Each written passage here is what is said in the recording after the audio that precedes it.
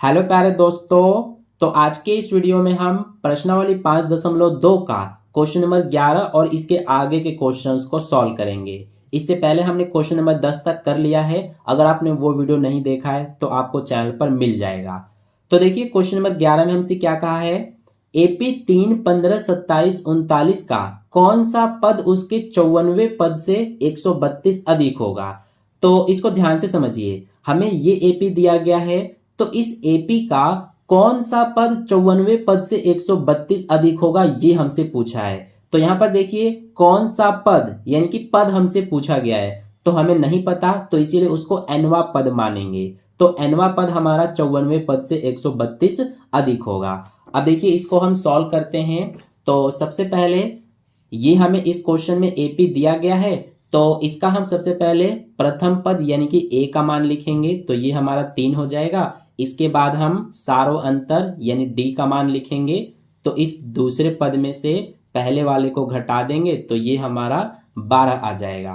तो हमसे पूछा है कि कौन सा पद 54वें पद से 132 अधिक होगा, तो हमें वो पद नहीं पता, तो उसको हम एनवा पद मानेंगे। तो एनवा पद हमारा ए एन होता है। तो ये हमारा एनवा पद जो है ये 54वें पद से 132 अधिक होगा, तो इसीलिए ए 54 और इसमें प्लस कर देंगे 132, तो ये हमारा हो गया।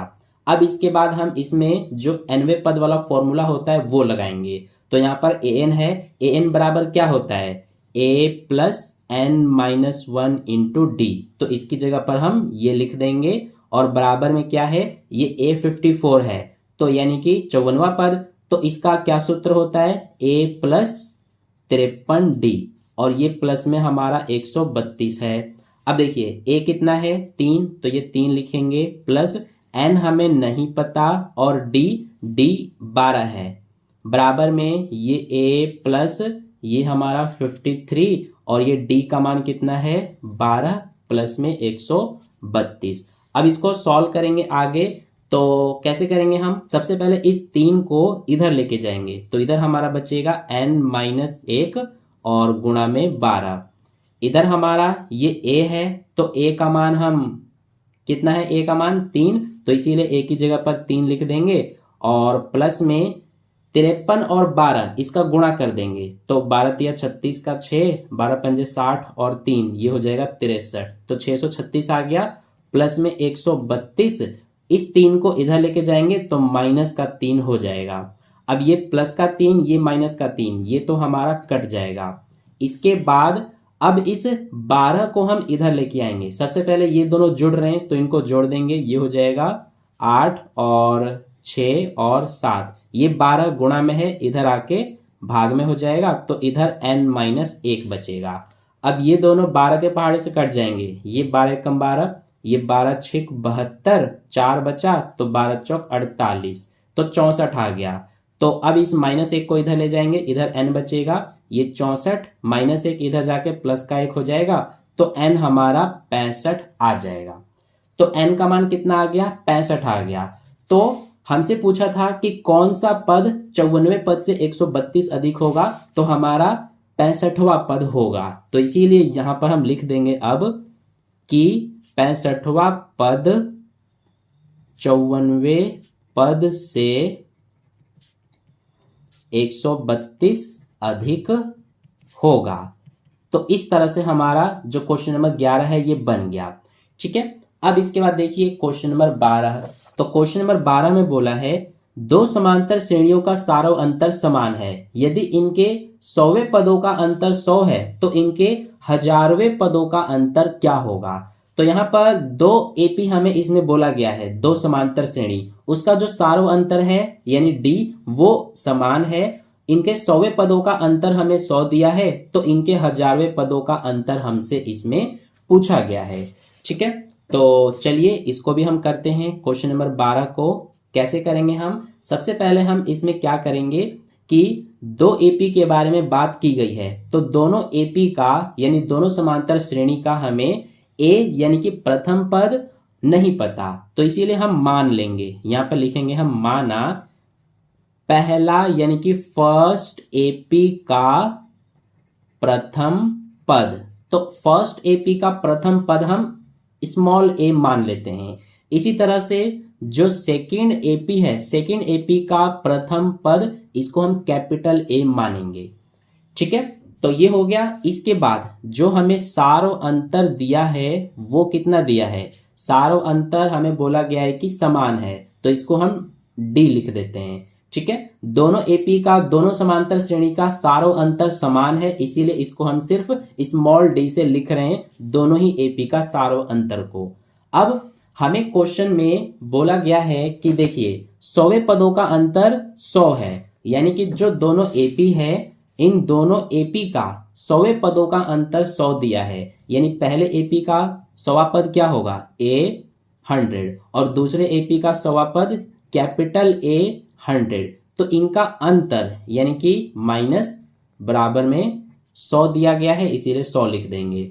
अब यहां से देखिए ए 100 है, तो यानी कि 100वां पद है, तो 100वें पद का क्या सूत्र होता है, ए प्लस 99d, और ये माइनस यहाँ पर भी 100वां पद है, तो इसका सूत्र हो जाएगा a प्लस 99d बराबर में 100।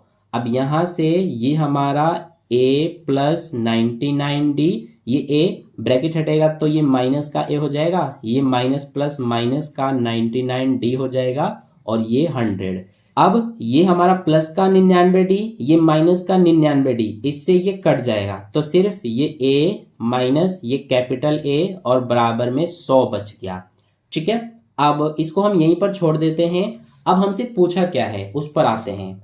तो हमसे पूछा है कि 1000वें पदों का अंतर क्या होगा, यानी कि हमसे इसमें 1000वें पदों का अंतर पूछा है, यानी कि A 1000 माइनस कैपिटल A 1000, ये हमसे पूछा है। तो कैसे बताएंगे, देखिए इसको सॉल्व करने की कोशिश करते हैं। 1000वां पद का क्या सूत्र होता है, a प्लस 999d, ये माइनस यहाँ पर भी 1000वें पद का क्या सूत्र होगा, a प्लस 999d।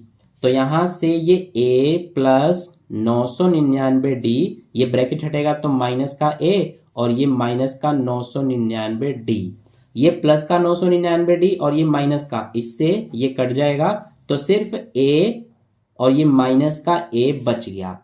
ठीक है, अब देखिए यहाँ पर भी a माइनस कैपिटल A बराबर 100 है, यहाँ पर भी a माइनस कैपिटल A है, तो इसको हम समीकरण 1 मान लेंगे और हम यहाँ पर लिख सकते हैं आगे बराबर में, ये हमारा आंसर 100 आ जाएगा। ब्रैकेट में लिख देंगे समीकरण 1 से।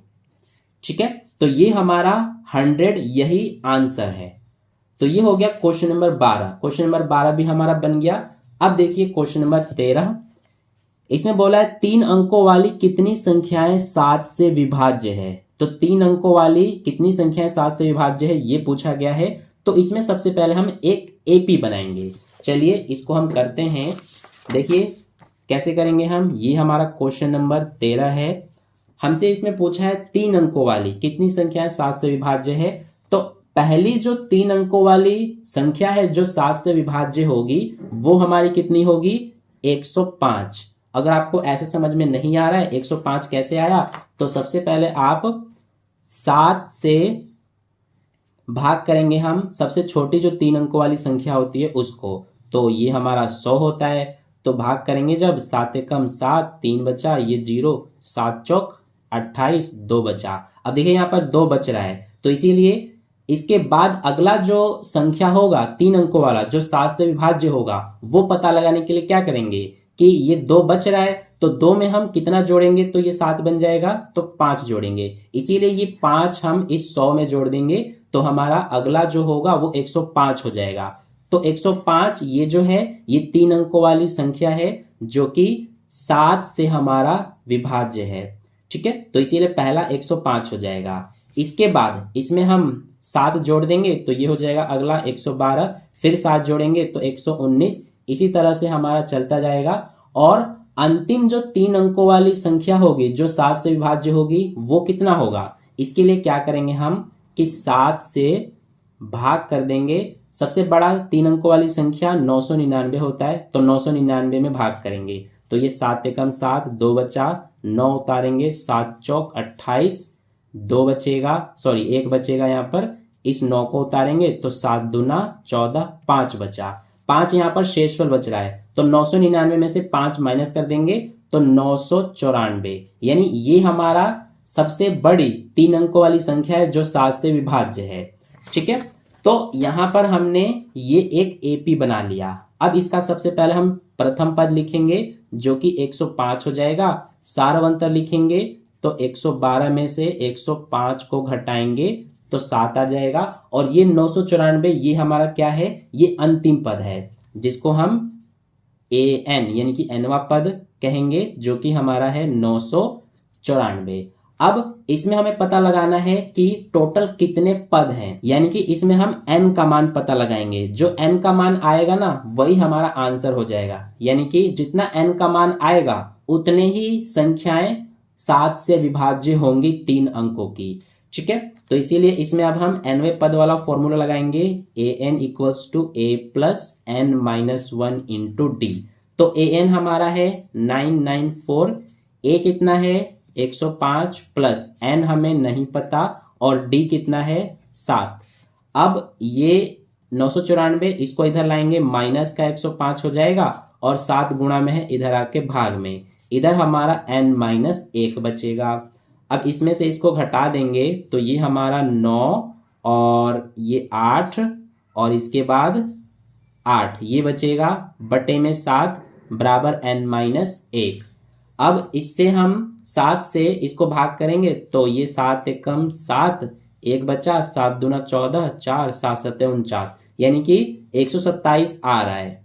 माइनस 1 को इधर लाएंगे, प्लस का 1 हो जाएगा, इधर n बचेगा तो ये आ जाएगा 128 n का मान।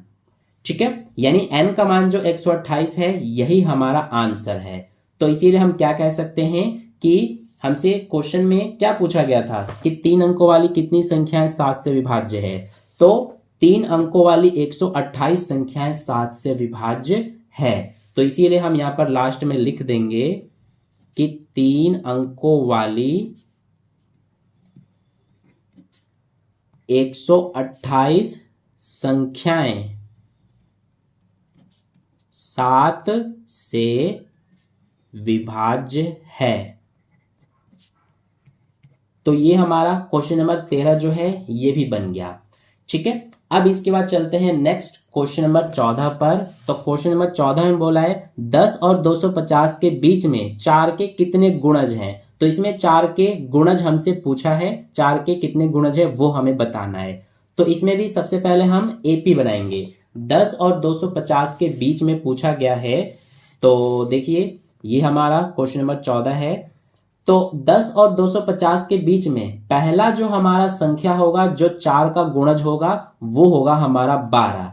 4 तिया 12 होता है तो 12 हो जाएगा। उसके बाद अगला क्या होगा 16, फिर उसके बाद 20, इसी तरह से आगे। और अंतिम जो हमारा संख्या होगा 4 का जो गुणज होगा वो क्या होगा, तो वो हमारा 248 होगा, क्योंकि 10 और 250 के बीच में हमें बताना है। तो इसीलिए 10 और 250 के बीच में पहला 12 हो जाएगा और लास्ट वाला 248। अब ये एपी बन गया, तो इसमें प्रथम पद हमारा 12 हो जाएगा और सार्व अंतर 16 में से 12 को घटा के आएगा जो कि 4। और ये जो है 248 ये हमारा क्या है एनवा पद यानी an। तो ये हमारा 248 है। हमें इसमें n का मान पता लगाना है, तो इसमें nवें पद वाला फॉर्मूला लगाएंगे, an equals to a plus n minus 1 into D. तो an हमारा है 248, a कितना है 12 प्लस n हमें नहीं पता और d कितना है 4। तो ये 248, 12 इधर जाके माइनस हो जाएगा, 4 गुणा में है इधर आके भाग में, इधर n माइनस 1 बचेगा। इसमें से इसको घटाएंगे तो ये 6, 3 और 2, 236 बचेगा और नीचे 4 और इधर n माइनस 1। 4 से इसको भाग करेंगे तो ये हो जाएगा 4 पंजे 20, 3 बचा, 4 9 36, तो ये आ जाएगा 59। इसको इधर लाएंगे प्लस का 1 हो जाएगा, इधर n बचेगा, तो ये आ गया हमारा 60 n का मान। ठीक है, तो इसीलिए n का मान 60 आ गया, तो हमारा आंसर हो जाएगा 60 यानी कि 60। तो हमसे पूछा था 10 और 250 के बीच में 4 के कितने गुणज होंगे, तो 60 हो जाएंगे। तो इसीलिए लिख देंगे 4 के 60 गुणज हैं। तो ये हो गया हमारा आंसर क्वेश्चन नंबर 14 का। इसके बाद नेक्स्ट देखिए क्वेश्चन नंबर 15। इसमें बोला है n के किस मान के लिए दोनों समांतर श्रेणियों, ये दिया गया है समांतर श्रेणी और ये दिया गया है कि nवें पद बराबर होंगे। तो इसमें इस क्वेश्चन को ध्यान से समझिए, एक ये एपी दिया गया है, एक ये एपी दिया गया है। तो दोनों ही एपी में हमसे बोला है कि n के किस मान के लिए nवें पद बराबर होंगे, यानी कि ये जो दोनों एपी है ना, इन दोनों एपी में एक कोई ऐसा पद है जो कि दोनों में बराबर है। अब वो कौन सा है वही हमें पता लगाना है। तो देखिए किस तरह से हम पता लगाएंगे। इसके लिए हम क्या करेंगे, सबसे पहले जो दोनों एपी दिया गया है वो हम लिख लेते हैं। पहला एपी हमें 63, 65, 67 इसी तरह से दिया है, और दूसरा एपी हमें 3, 10, 17 और आगे भी। तो ये हमें 2 एपी दिए गए हैं। अब दोनों ही एपी में सबसे पहले हम इसमें प्रथम पद क्या है वो लिख लेते हैं, और इसका सारों अंतर कितना है, तो इस 65 में से 63 को घटा देंगे तो ये बचेगा 2। इसी तरह से हम जो ये दूसरा एपी है इसमें भी हम प्रथम पद लिखेंगे। तो इसका प्रथम पद को हम कैपिटल ए से दिखा देंगे तो ये 3 हो जाएगा, और इसका सारों अंतर को हम कैपिटल डी से दिखा देंगे। तो 10 में से इस 3 को घटा देंगे तो 7 आ जाएगा। अब इसमें हमसे पूछा है कि n के किस मान के लिए दोनों ही एपी के nवें पद बराबर होंगे। तो इसमें हमारा क्या है कि दोनों में कोई ऐसा पद है जो कि बराबर है, तो वो हमारा क्या हो जाएगा, nवा पद, यानी कि दोनों ही एपी में जो nवा पद है वो हमारा बराबर है। तो यानी कि इसीलिए इसमें हमारा जो an है वो दोनों में बराबर है। ठीक है, तो इसीलिए अब यहाँ पर अब हम प्रश्नानुसार करेंगे। तो यहाँ पे लिखेंगे हम प्रश्नानुसार। तो हमारा दोनों में nवें पद बराबर हैं, यानी कि ये an बराबर होगा इस an के। तो an वाला फॉर्मूला लगाएंगे जो कि होता है a plus n minus 1 into D, यानी इसके बराबर में ये होता है, तो ये हमने लिख दिया। इसी तरह से इसका भी हम लिखेंगे an बराबर a प्लस n माइनस 1 और d। यहाँ पर देखिए कैपिटल ए है इसीलिए यहाँ पर कैपिटल ए, और इसका जो सार्वंतर है उसको भी हमने कैपिटल डी से दिखाया इसीलिए यहाँ पर भी कैपिटल डी लिखेंगे। अब ये ए हमारा 63 है तो 63 लिखेंगे, प्लस n हमें नहीं पता और d 2 है। इधर a 3 है, प्लस n हमें नहीं पता और d 7 है। तो यहां से अब इसको सॉल्व करेंगे, 63 उतारेंगे और सबसे पहले 2 का n में मल्टीप्लाई होगा तो ये बन जाएगा 2n। 2 का -1 में होगा तो -2, इधर ये 3 n का 7 में होगा तो 7n, और 7 का -1 में होगा तो -7। यानी कि जो ये ब्रैकेट के बाहर है इसका इससे और इससे दोनों से मल्टीप्लाई होगा, और इसमें भी 7 का इससे भी और इससे भी मल्टीप्लाई होगा। तो ये हमने कर दिया। अब इसके बाद ये जो 2n है इसको हम उतार देंगे, इस 7n को इधर लाएंगे, -7n हो जाएगा, और यहाँ पर ये हमारा 3 -7, 3 में से 7 माइनस करेंगे तो -4 बचेगा। इस 63 को इधर ले जाएंगे -63, और -2 को इधर ले जाएंगे +2 हो जाएगा। अब इसके बाद 2n में से 7n माइनस करेंगे तो -5n बचेगा, -4 और -63, तो ये कितना हो जाएगा, -4 -63 माइनस माइनस प्लस हो जाएगा तो ये बन जाएगा -67 और ये +2, तो इसको सॉल्व करने पर -65 आएगा। तो इसीलिए यहाँ पर -65 लिख देंगे। अब ये माइनस से माइनस कट जाएगा, 5 को इधर ले जाएंगे, इधर n बचेगा तो ये 65, ये 5 इधर आके भाग में, 5 से 65 कटेगा 13 बार में तो n हमारा 13 आ जाएगा। तो n का मान कितना आ गया, 13। इसका मतलब है कि दोनों ही एपी के जो 13वां पद है वो बराबर होगा। तो यहाँ पर हम लिख देंगे कि दोनों एपी के 13वें पद क्या होंगे, बराबर होंगे। तो ये हमारा हो गया क्वेश्चन नंबर 15। ठीक है, अब इसके बाद चलते हैं नेक्स्ट क्वेश्चन नंबर 16 पर। तो क्वेश्चन नंबर 16 में देखिए बोला है वह एपी ज्ञात कीजिए जिसका तीसरा पद 16 है और सातवां पद पांचवें पद से 12 अधिक है। तो इसका सॉल्यूशन हम कैसे करेंगे, देखिए ये हमारा जो है क्वेश्चन नंबर 16 है। तो इसमें हमसे बोला क्या है कि एपी ज्ञात करने के लिए जिसका तीसरा पद हमें 16 दिया है, यानी कि A3 ये हमें 16 दिया गया है और जो सातवां पद है वो पांचवें पद से 12 अधिक है। तो सबसे पहले देखिए ये तीसरा पद 16 दिया है, तो यहां पर तीसरे पद का क्या सूत्र होता है, A+2D जो कि बराबर में है 16। तो इसको हम समीकरण 1 मान लेंगे और अब हम प्रश्नानुसार करेंगे।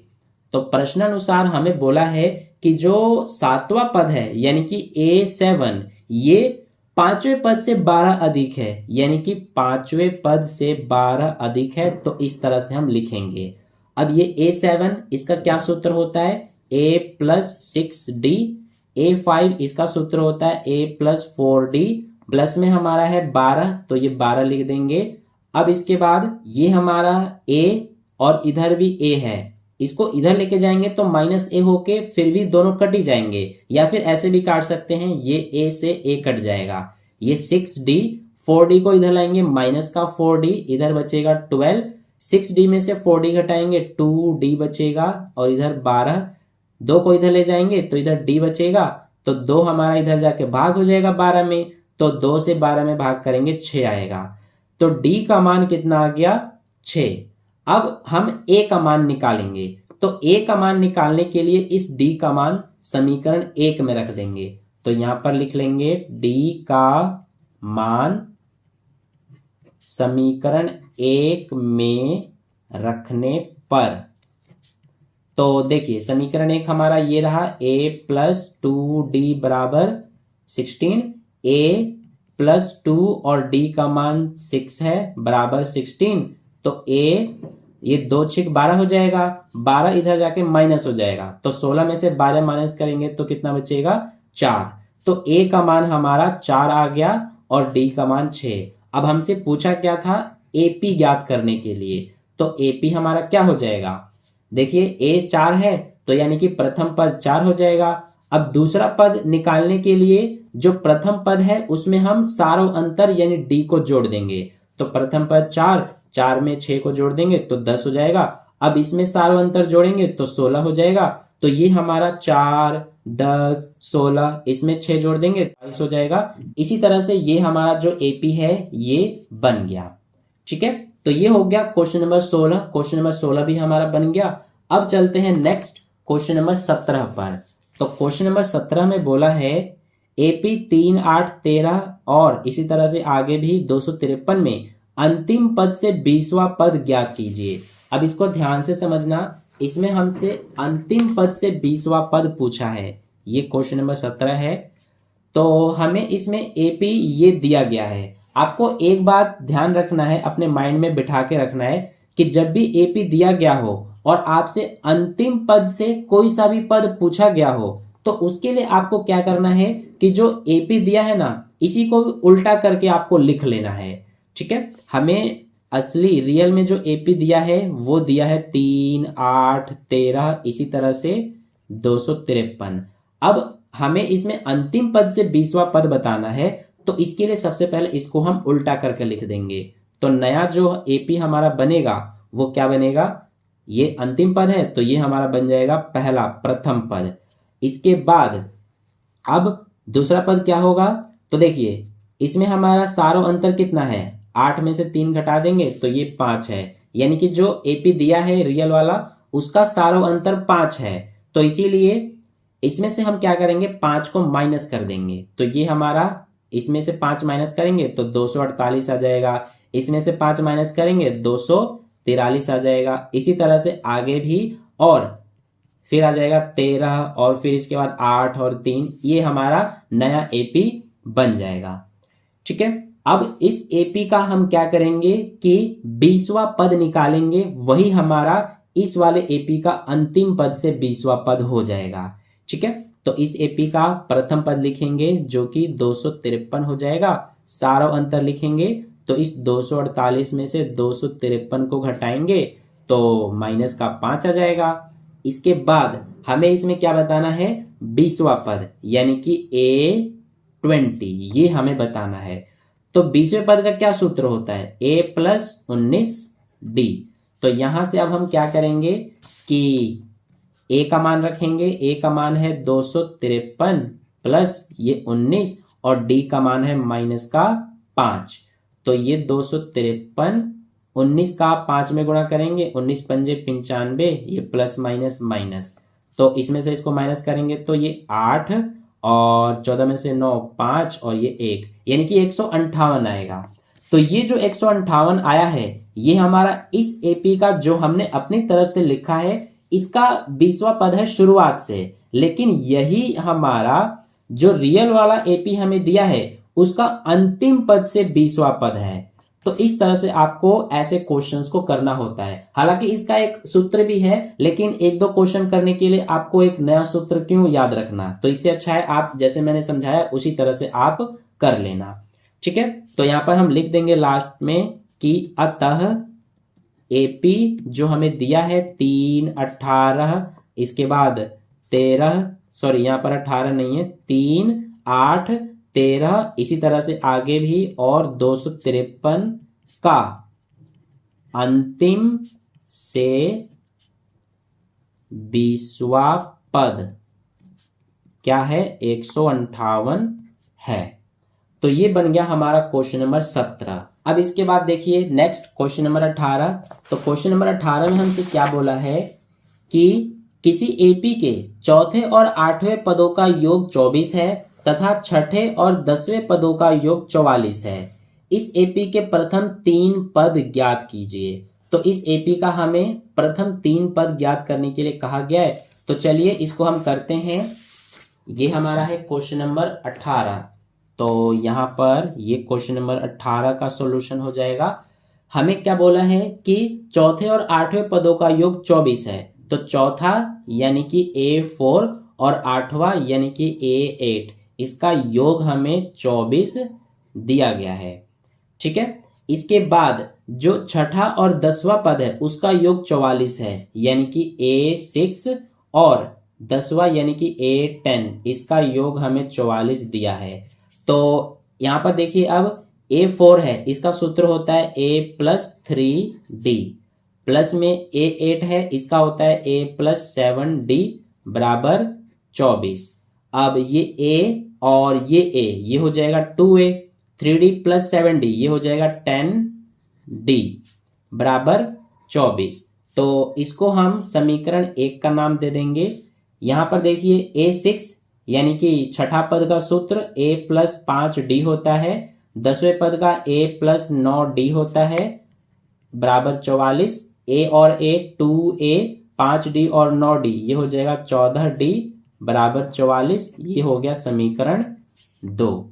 तो अब हम क्या करेंगे कि समीकरण 2 में से 1 को घटा देंगे। तो यहां पर लिखेंगे कि समीकरण 2 में से 1 घटाने पर,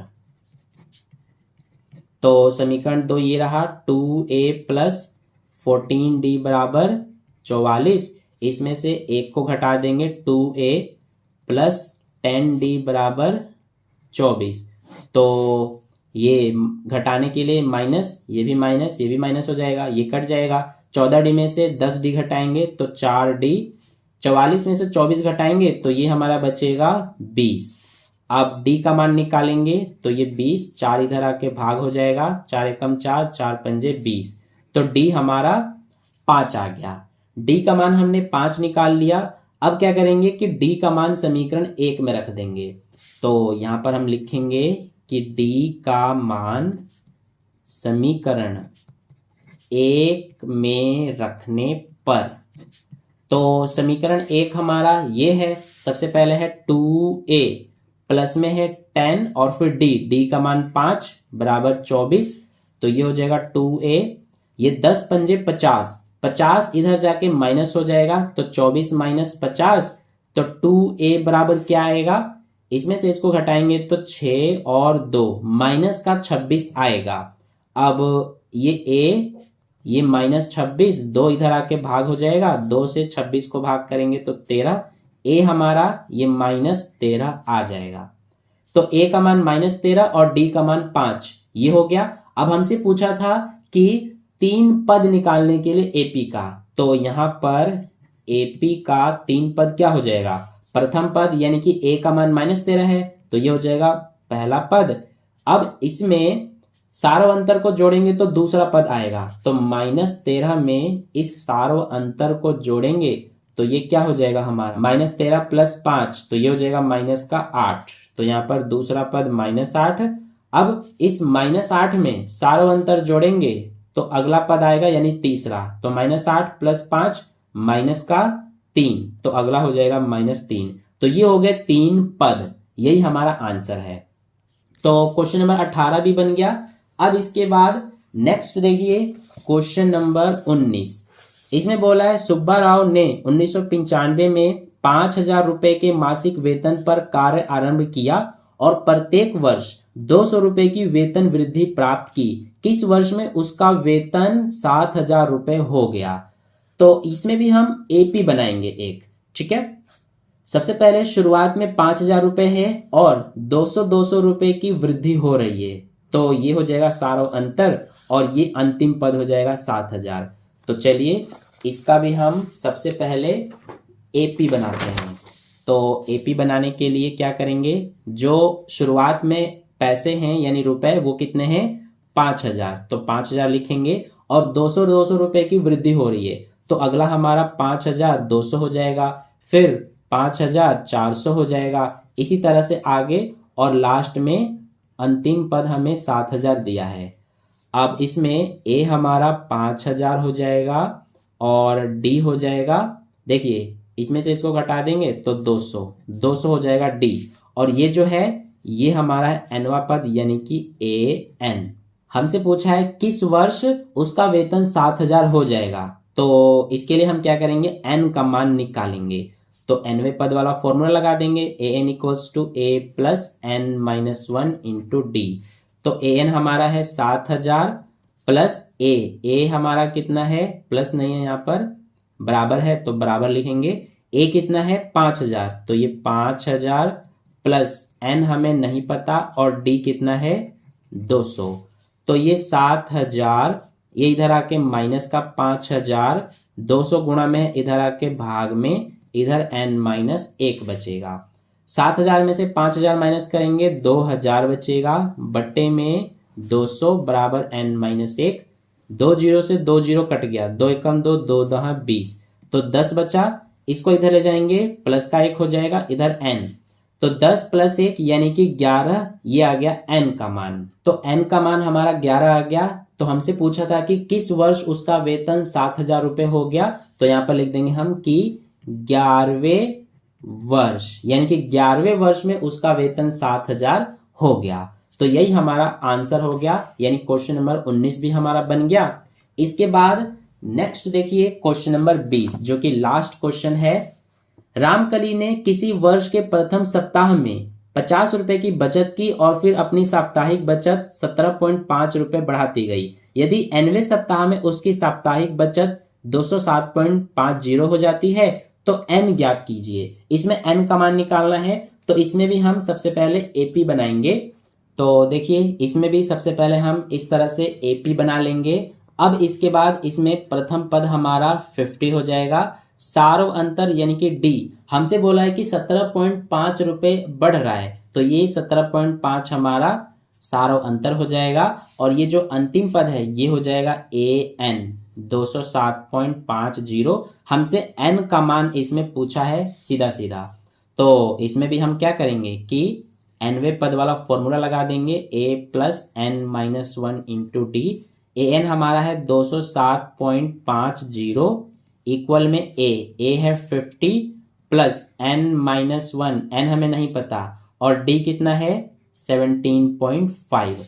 यहाँ से ये 207.50 ये इधर आके माइनस का 50 हो जाएगा और ये 17.5 इधर आके डिवाइड में इधर बचेगा n-1।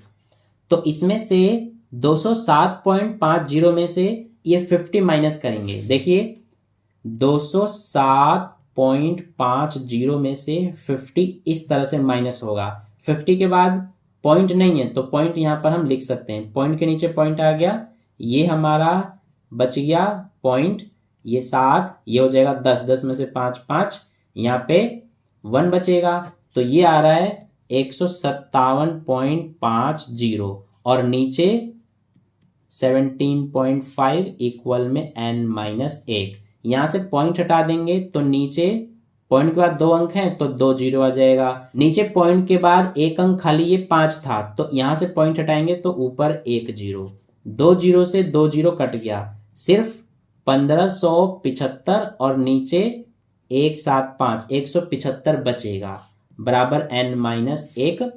175 से 1575 हमारा भाग हो जाएगा पूरा पूरा 9 बार में, तो ये 9, ये इधर आके प्लस का 1 इधर n, तो n हमारा आ गया 10।